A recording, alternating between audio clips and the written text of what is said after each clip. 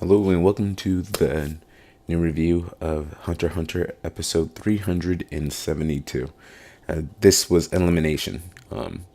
And immediately off the bat, you get one of the guards, and he can sense definitely that there is someone in the room that's definitely an assassin. He can feel the aura, and he definitely knows that they're an amateur. He also senses in Hockenberg's men that they have massive aura over them, and he's literally going like they don't, like what are they doing? They didn't claim to know that they had any information on Nin before. So when Kurapika sees this, he does understand that this is probably a manipulator doing this, or it could possibly be the Nin beast that's having this sort of impact on them. And my thoughts on that is just I don't know. It's really we haven't really gotten a concrete answer by Tagashi on what exactly do these NIMBYs and each of their abilities do, because we kind of explore that a little bit later, and that goes right into Hanzo and Bitsuki. those two being together. It's good to see them. It was really good to see them again, Tagashi. Thank you. And what they were able to see was is that Mazumo, she died, and it had an impact on their brother. And you can see that immediately they start to talk to his mother and say that she'll be under constant surveillance, and that she can't go anywhere pretty much, and it's going to be from the next 72 hours, which is that's got to be nerve bothering. But we also see a cut to the hamster, and also to the I forgot. We get a cut to Mario. I'm saying his name wrong. I'm sorry, but you see his Ninbeast is huge, and Bitsky even makes a comment on it that it seems that it's grown thorns and spikes on it as a defense mechanism. And Hanzo comments that it's most likely due to his sister's death, and that somehow his mood is having an effect on his Ninbeast. But my question would definitely be: is that go for all the princes? Does somehow their emotional state have an impact on their Nin Beast? I don't know. And if this is the case, I don't want to know what a baby's Nin Beast would look like, because the 14th princess is probably going to be like crazy. We haven't even seen their Nin Beast yet, and a baby can't even protect itself. So I don't want to know what his Nin Beast looks like. But beyond that, we see that the Nin Beast is out, and then also that Hanzo wants to go find the person who committed the murder against his sister, so that way they could sort of bring some sort of resolution and bring some resolve the situation, and maybe make the Nin Beast calm down, and that would just relate back to the mood of the prince. So what ends up happening is Hanzo says that he uses some ninja technique. Yeah, we're Naruto now, boys. And he ends up leaving his body. And what's really interesting about the whole fact that Hanzo leaves his body is that this is the first time I actually believe we got to see what his nin abilities are like.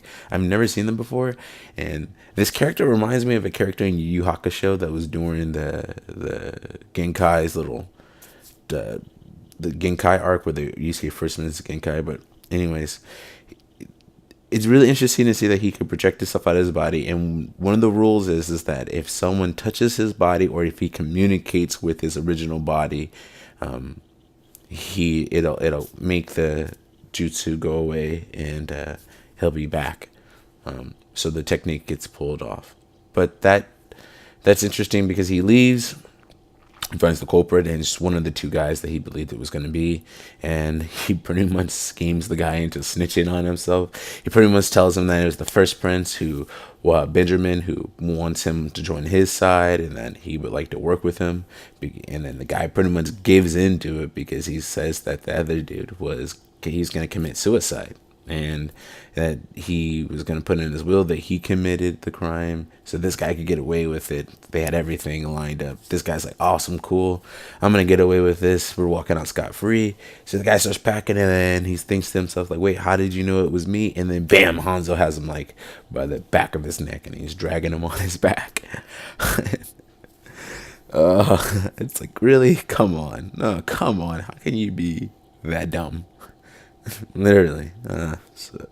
But anyways, once that happens, we jump back. And we jump back to Kurapika.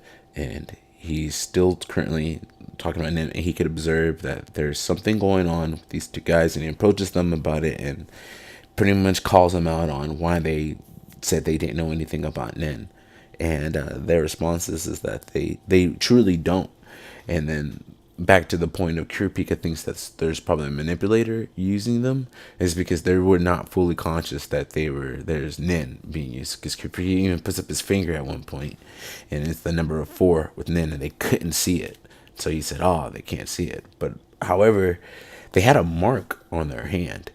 And what I find very interesting is about the Nin Beast, and this is why I can't say it's definite that they're on their mood or the Nin Beast. Do they have their own agenda? Because what it sounds like is Harkenberg wants to end the succession war, and that's what we learned from his men. Harkenberg does not want to participate in this. He thinks it's pretty brutal that these princes are being made to kill each other. He would like to get out, and even to the point that he confronted his father about it, but didn't get much traction. But the thing is when they don't see his Nin Beast as men, but when his Nin Beast awakens, pretty much all of his men pass out, and even himself, he passes out, and they wake up for some reason with a mark on their hand. And it looks like I'm working because I looked up what Harkenberg's Nin Beast looks like, and it looks like it could be part of its feather or something on the Nin Beast that's marked on all the men, and it's all on their hand. And they would like to say, and Kurapika thinks in his mind that, yeah, this is definitely like a manipulator's technique, and it's probably has to deal with some sort of rule and restriction.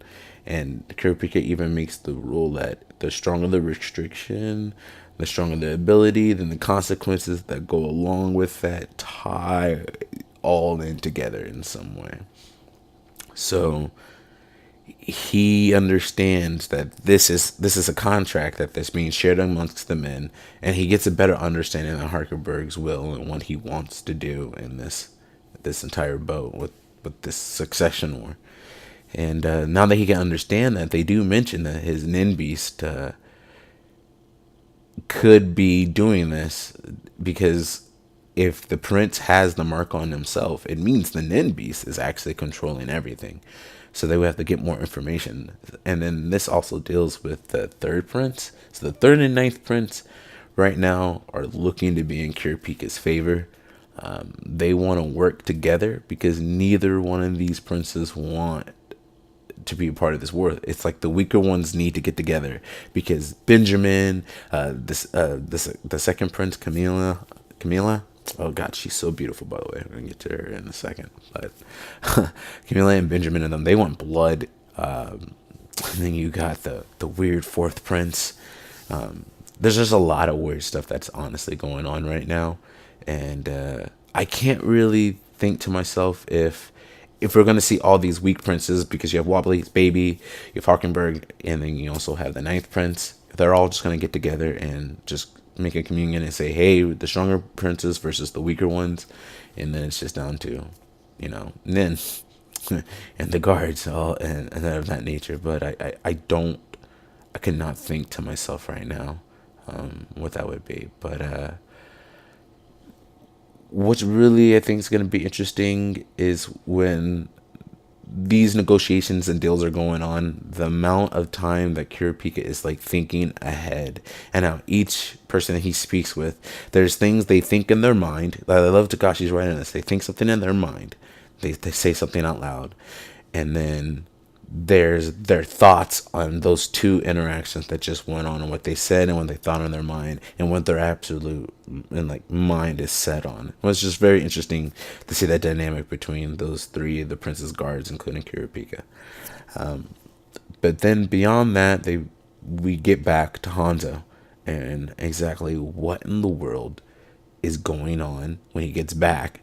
Everything is gone, and I know if you go back like just a few towards like the last 2 pages, not the last two, like the I think it's around the 17th page, yeah. You notice his bed's untouched. It's made. And it does not seem to appear that there was any type of struggle or anything. And what I'm thinking is that the prince's nin beast that he runs into is somehow in some sort of different nin dimension or something like that. I can't think of it because nothing has been touched. And in my mind, what I am seeing is that Prince did say they would be under constant surveillance and stress, and the nin beast is no longer as big anymore. But it literally looks like Venusaur, man. Like, it looks like Venusaur. Like, it's like posted up in that room. It was Venusaur. Hanzo sees a Venusaur, and I'm like, dude, just throw a Pokeball at it. He said he doesn't know between friend or foe, so just throw a Pokeball, capture it, and get that, and get to like level 99 as quickly as possible. But I don't know. I really don't know. I don't really have any type of idea of what could be going on right now. I but I'd be really interested in if anyone would like to leave a comment on their ideas of what's going on and what you speculate could happen towards the next chapter. I think in the next chapter we might actually get some Kurapika and the hunters talking to each other. So he's going to be talking to the Hunters Association. So we're going to get to see that dynamic play out. And we're definitely going to see Camilla. She's just straight up said, I'm going to go kill Benjamin right now. And one of the guards is like, I don't think it's the right time to make these kind of jokes. So I'm really, really interested in the next chapter. This is going to be really cool to see the war starting, the stronger princes going after each other, and seeing how they're gonna bump heads and how their nin beasts somehow play a role and in protecting their host. And hopefully we get more information on the nin beast from some of these other senior nin users, and they have a better idea of how these beasts work, because it's really up in the air right now on what these beasts and what their abilities currently are. So anyways, thank you guys for definitely checking out. This is my first video. If you have any type of criticisms, any type of comments, anything you would like to see me do better, please feel free to leave a comment down in the comment section. Please like and subscribe if you like to look for more future content.